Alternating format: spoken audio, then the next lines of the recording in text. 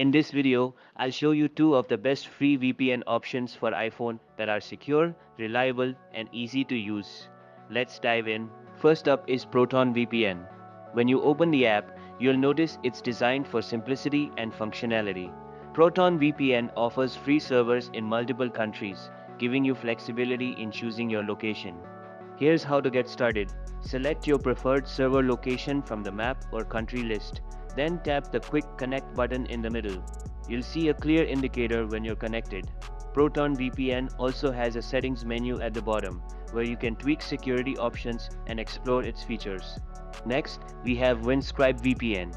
Opening the app, you'll land on its homepage, where you can scroll through its range of free server locations. To access additional options, tap the three lines in the top left corner to open the menu. Once you've selected a server, connect with a single tap. The interface is simple and minimalistic, making it easy to use even for beginners. If you found this tutorial helpful, please like, and for more tech videos like this, subscribe to my channel. Catch you later.